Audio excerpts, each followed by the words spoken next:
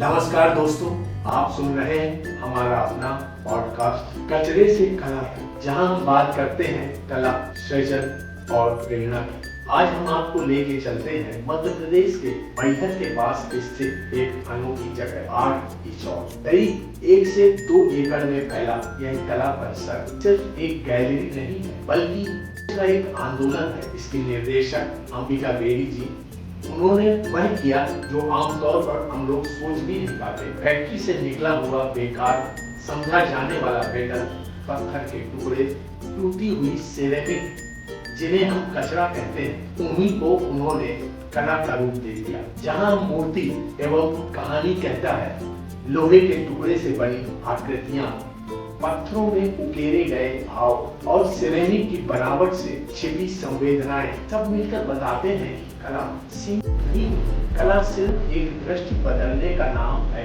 Art इचौल सिर्फ प्रदर्शनी स्थल नहीं है, यह कलाकारों के लिए एक प्रयोगशाला है, जहां वर्कशॉप होती है, रचनात्मक संवाद होते हैं और नई पीढ़ी को यह सिखाया जाता है कि संसाधन कम हो तो भी कल्पना कम नहीं होनी चाहिए। सबसे प्रेरणादायक बात यह है कि यह परिसर हमें पर्यावरण के प्रति भी जागरूक करता है। सतना मार्ग पर मैहर से मात्र 10 किलोमीटर दूर है इचौल आर्ट संस्था।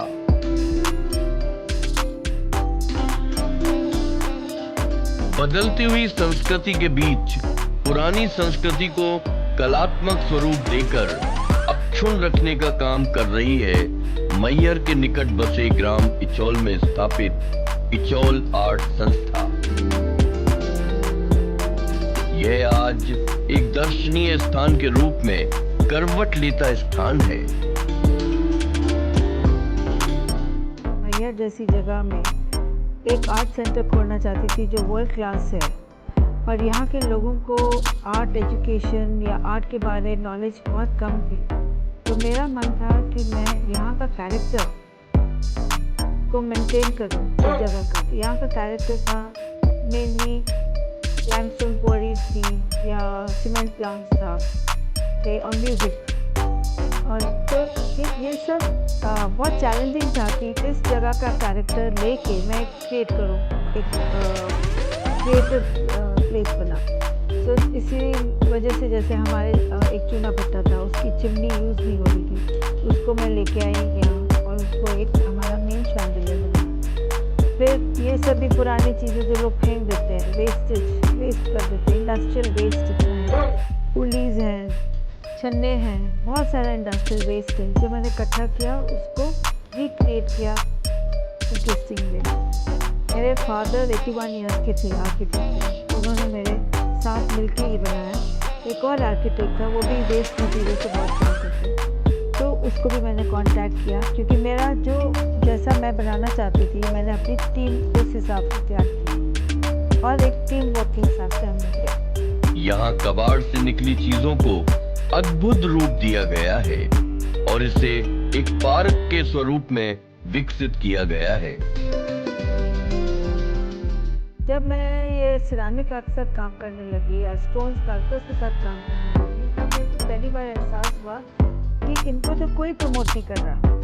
किसी गैलरी में इतनी जगह नहीं है कि बड़े बड़ा पत्थर ले आए, क्रेन से आता है, उठता है, लोडर से उठता है, कोई गैलरी वाला रखेगा नहीं। छोटे अपार्टमेंट्स होते हैं, खुद आर्टिस्ट ज़्यादा काम नहीं कर पाते हैं। छोटे छोटे मैकेट बना लेंगे पत्थर के, बड़ा सामान रखने की जगह ही नहीं है, कागज़ तो है नहीं कि ड्रॉर में डाल दो।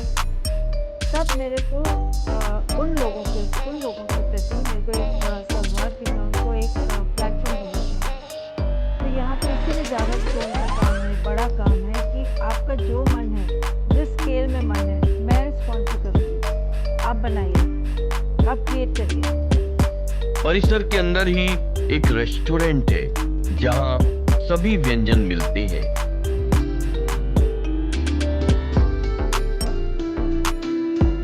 कोई भी कला की चीज़ आकर्षित करती है लोगों को, अच्छी फिल्म आकर्षित करती है, जो आर्ट वर्क आकर्षित करता है, उस टाइम कोई मतभेद नहीं होता, एक सब जुड़ जाते हैं। एंड आई फील जैसे मैं बच्चों को काफ़ी ज़्यादा जोड़ रही हूँ थिएटर से, आर्ट से, तो in the long term not कि वो लोग आर्टिस्ट बनेंगे या आर्ट या थिएटर में जाएंगे, पर एक अग्रेशन कम हो जाता है तो बच्चे में वो लॉन्ग टर्म है। और जैसे भेदभाव है कास्ट तरीके से, जो लड़कियाँ पढ़ाई करने आती थी तो आपस में एक दूसरे के घर नहीं जाती उनके जात के वजह से, पर यहाँ आके सब घुल मिल के बैठ के काम भी करती थी, खाती भी थी, सब करती थी। तो किसी वे में ये एक सोशल इम्पैक्ट क्रिएट हो रहा है जो मुझे लगता है ज़्यादा ग्रेटिफाइंग है।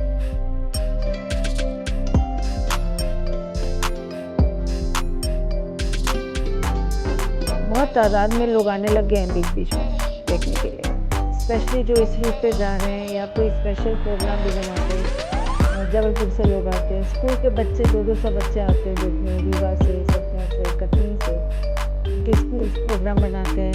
आर्मी के बहुत लोग आते हैं।